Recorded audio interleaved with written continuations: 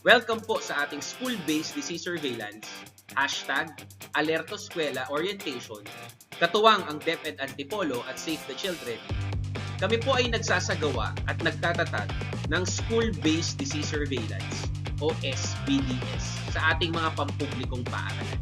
Ang SBDS ay naglalayong mapabilis at makapagbigay ng disease surveillance information mula sa ating mga paaralan nang sa gayon tayo ay makapagsagawa ng mga pagkilos, interbensyon at makapagrekomenda ng hakbangin para mapigilan o mahinto ang pagkakahawaan ng sakit.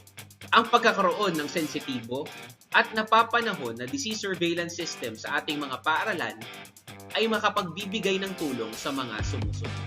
Mapapalakas ng SBDS #AlertoSkwela ang kapasidad sa disease surveillance and response ng ating mga point person sa SBDS.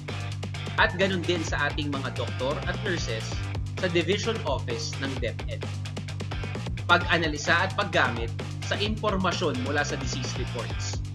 Ito rin ay makapagbibigay ng maagang babala sa DepEd at City Health Office kung meron mang pagkakaroon ng pagkakapare-parehas ng sintomas at pagkakasakit sa ating mga paaralan. Ang impormasyon na mula sa SBDS ay maaaring magamit ng DepEd sa kanilang pagpaplano at pagsasagawa ng mga programang pangkalusugan. Ang SBDS ay isang innovation mula sa CHO CESTRU. Mapapabilis nito ang pagkolekta ng impormasyon, reporting, at pagmonitor ng mga sakit mula sa ating mga paaralan. Ang organisadong data collection, mabilis na disease information mula sa ating mga paaralan, kasama ng real-time na analysis ng datos at disease monitoring, ay makapagbibigay sa atin ng collaborative, evidence-based public health action. Sa ating layunin na magkaroon ng organisadong disease information sa ating mga paaralan at sa unang taon ng pag-implement ng AlertoSkwela, nakapagtala tayo ng 9,017 na individual records. May mga nakita din ang ating mga teachers at AlertoSkwela point person sa ating mga paaralan ng mga pagkakapare-parehas ng sintomas at pagkakasakit at nakapag-report ng 79 na health events. Ito naman ay agad na inalam at i-verify ng School Health Nutrition Unit at CHO CESTRU nang wala pang 5 minuto. 38 sa 79 na health events ay mga tunay na health events tulad ng dengue, bulutong tubig, pagkakahawaan ng hand, foot, and mouth disease, respiratory illnesses tulad ng ubo at sipon, at gastrointestinal illnesses tulad ng pagkakasakit ng tiyan at diarrhea, at iba pa.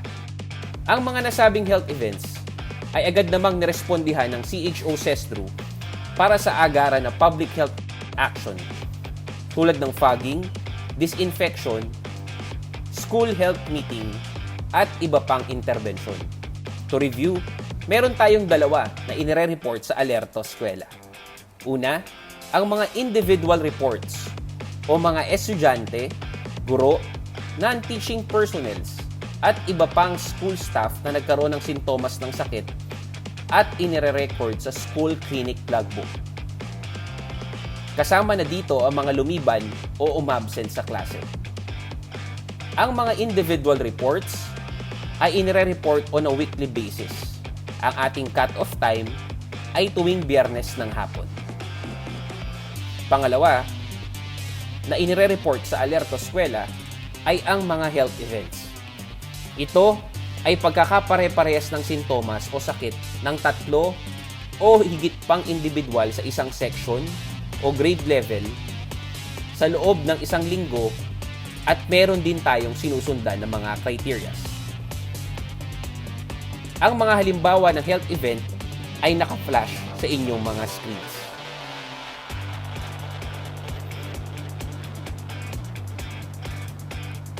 Ang iba pang halimbawa ng health events ay 3 dengue cases sa isang grade level o 3 kaso ng lagnat, ubo at sipon sa isang klase.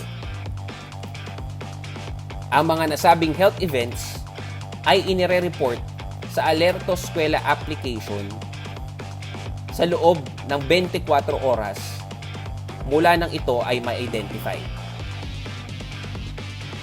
Para sa criteria ng health events at karagdagang impormasyon sa Alerto Eskwela, inyong scan ang QR code.